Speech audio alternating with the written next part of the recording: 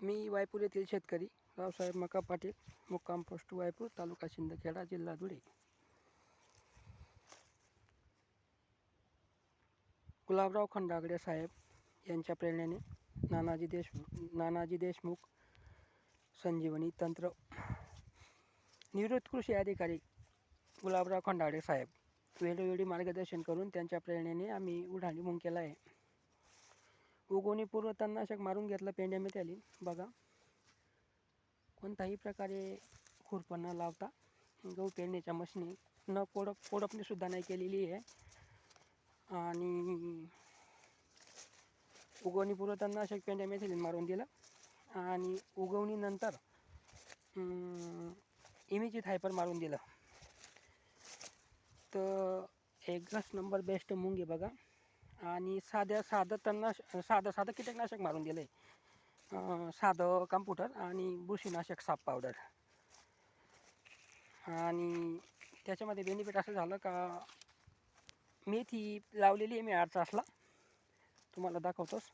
मेथीला सुद्धा उगवणीपूर्व तणनाशक मारून दिलं आणि उगवणीनंतर जे होतं ते पण मारून दिलं. उडीद पण पेरलेलं आहे, मूग पण पेरलेलं आहे. हे बघा मेथीचं झाड, काहीच नाही झालं.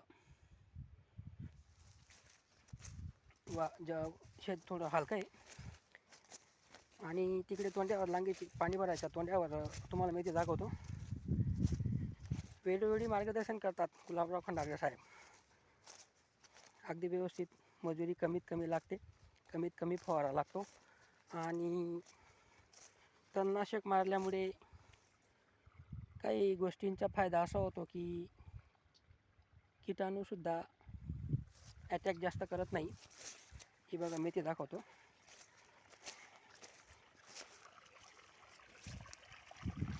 ही बघा कमरेबरोबर आहे मेथी, गुडघ्याच्या वरती फुलोऱ्यावर आहे. गवत पण आहे थोडं, पण गवत काढण्याच्या नादात लागलेलं नाही आहेत. एक 8-10 गुंठ्याचा हा प्लॉट आहे बघा. उडीद आणि मूग आणि चवळी असं संसार उपयोगी लागणाऱ्या सर्व कडधान्ये पेरून घेतलेलं आहे आणि सरांच्या मार्गदर्शनाप्रमाणे तणनाशक मारून दिलेलं आहे. 1 रुपया खर्च न करता आता मगरे येऊन गेलेला आहे मूग. तुम्हाला दाखवतो, मगर आलेला आहे असं. हे बघा, हे बघा आलं. अजून एक पाणी भरून पाण्याची कमतरता आहे, जमीन हलकी आहे, काही हरकत नाही. पण आपण कोळपणी न केल्यामुळे तर जमिनीचा दम फुटत नाही आणि जास्त पाणी लागत नाही. हा एक फायदा आहे. न वखटी न कोळपणी याच्याने हा फायदा होतो. बघा, मधोमध मक्काचं शेत होतं, मक्काची कुट्टी करून शेतात पसरवलेली होती, त्याचा पण बेनिफिट भेटला. जे नडणार नव्हतं ते मक्काचे तोटे राहू दिलेले आहेत, गुरांना खायला कामात येतील म्हणून. उडीद आणि मूग आणि चवळी एकच नंबर आहे, छान आहे. वेळोवेळी मार्गदर्शन करतात. आणि धरती माता परवडत नाही हा शब्द खोडून काढला सरांनी. धरती माता परवडते.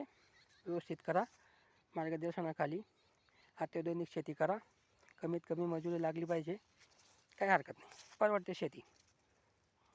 जय हिंद, जय महाराष्ट्र.